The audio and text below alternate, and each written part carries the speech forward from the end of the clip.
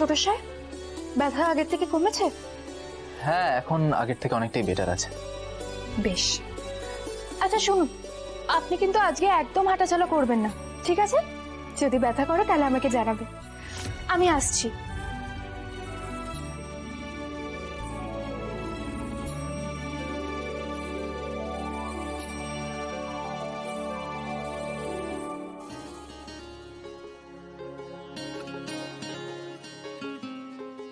কুসুম ছিল বলেই আমি এত তাড়াতাড়ি সুস্থ হয়ে উঠতে পারলাম।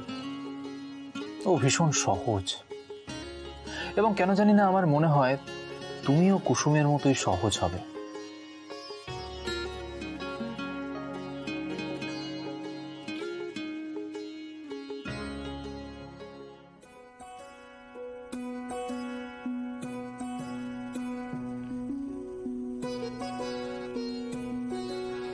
বাহ আয়ুষ, ভাইটা এক্ষুনি ধরা পড়ে যেত। উফ, বেঁচে গেল। তুমি তো দেখছি অফিসে না গিয়ে বাড়িটা কি অফিস বানিয়ে ফেলেছ? না মা, আসলে কয়েকটা মেল চেক করছিলাম। হ্যাঁ মা, ল্যাপটপের দিকে না তাকালে ভাইটা দিন কাটে না।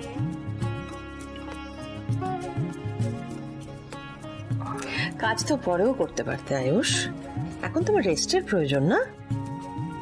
দেখি হাত পাতা।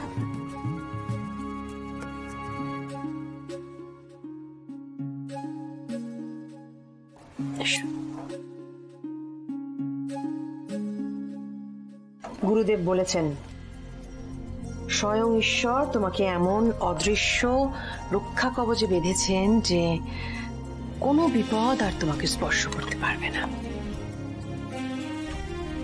তুমি তো আমার রক্ষা কবচ মা, তুমি থাকতে আমার কিচ্ছু হবে না। আমি তোমার সুরক্ষা কবচ নই আয়ুষ, আমার পরিবার আর আমার ছেলেরা তোমাকে দরকার কুসুম। আমি আজ তোমার কাছে আমার ছেলে তাকে ভিক্ষা করছি কুসুম। মা, ও মা, হ্যাঁ কি ভাবছো এত? না, দেখি তোমার ডান হাতটা দাও তো, দাও। এটা গুরুদেব পাঠিয়েছেন, এবার তুমি তাড়াতাড়ি সুস্থ হয়ে উঠবে। নাও, রেস্ট নাও।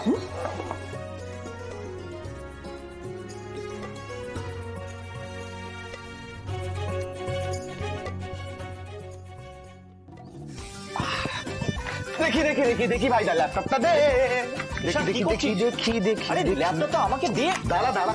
আরে চাপ নিও না বৎস, ঈশানেন্দ্র মহারাজ সবার সাথে কথা বলে রেখেছেন। ওরা শুট থেকে ফিরলেই মহারাজ সবার সাথে দেখা করে নেবেন। তো সব সময় ইয়ার কি না? ঈশান, আই এম শিওর সেদিন শুটে রাতুলের ওইভাবে উধাও হয়ে যাওয়াটা কিন্তু কোনো কোইন্সিডেন্স নয়, এটা পুরোটাই একটা প্ল্যানিং। আর এই পুরো বিষয়টার পিছনে আসল মাথা যার, তাকে আমাদের খুঁজে বার করে মায়ের সামনে হাজির করতে হবে।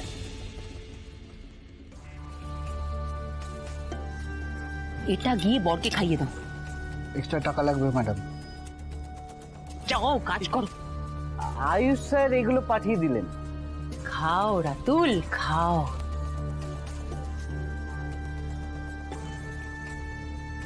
মাথাটা ঘুরছে কেন?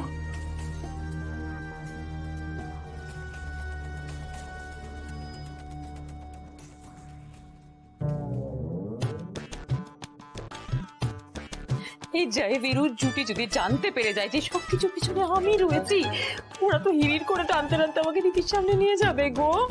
আর দিদি এবার সত্যি বলছে আমাকে বাপের বাড়ি পাঠাবে না, ওকে সোজা পুলিশের হাতে তুলে দেবে। কপাল আমার, জেলে তো শুনেছি ভালো করে খেতেও দেয় না। এসব দামি জামা কাপড়, গয়নাকাটি, মেকআপ এসব তো কিচ্ছু থাকবে না। আমাকে খুব বিচ্ছিরি লাগবে, আমি পারবো না। ঠাকুর আমাকে কোনোভাবে বাঁচি না, কোনোভাবে বাঁচি না, এই যাত্রা বাঁচি না। আমাকে কিছু একটা করতে হবে, খুব তাড়াতাড়ি কিছু একটা করতে হবে। হ্যাঁ, আমি ওই পারবে, আমি যাই। ঈশান, আমার কথাটা মন দিয়ে শোন। সেদিন শুটে যারা যারা ছিল তাদের প্রত্যেকের সাথে আমাদের পার্সোনালি কথা বলতে হবে। আমি সেটাই অ্যারেঞ্জ করছি ভাইদা। ওই ইনসিডেন্টের পিছনে আসল দোষী যে, তাকে যদি একবার খুঁজে বার করতে পারি তাহলেই প্রবলেম সলভ। আর তারপরে আমরা মাকে গিয়ে সমস্ত সত্যিটা বলতে পারবো। ঈশান আর আয়ুষ নিজেদেরকে কি ভাবছে? হ্যাঁ গোয়েন্দা, এই জন্য আমি তোমাকে বলেছিলাম দিদিকে সবটা বলে দাও তক্ষুনি। দিদি যদি জেনে যেত তাহলে এতদিনে আয়ুষ শাস্তি পেত, কুসুমকে দিদি ঘাড় ধাক্কা দিয়ে বাড়ি থেকে বের করে দিত। তা না, তুমি কি করলে? তুমি বলে ঠিক সময়ের জন্য অপেক্ষা করো আন্টি। না, সময় এসেছে, এখন আমাদের শ্রী ঘরে যাওয়ার সময় এসেছে। আন্টি তুমি চুপ করো। তুমি জানো না তোমার মুখটা খারাপ? সেই সঙ্গে আমাদের সময়টাও খারাপ, সেটা তুমি বোঝো?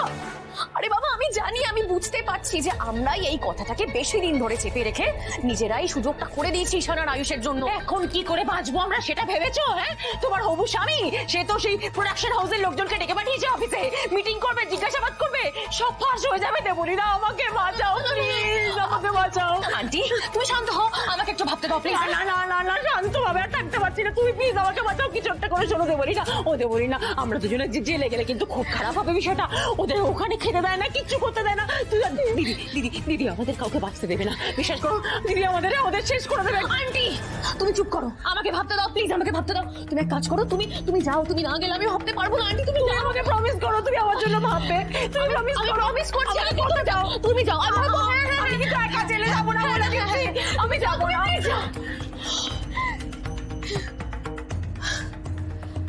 এত সহজে দেবলীনা চ্যাটার্জি হার মানবে না। ইমিডিয়েটলি আমাকে একটা চাল চালতে হবে।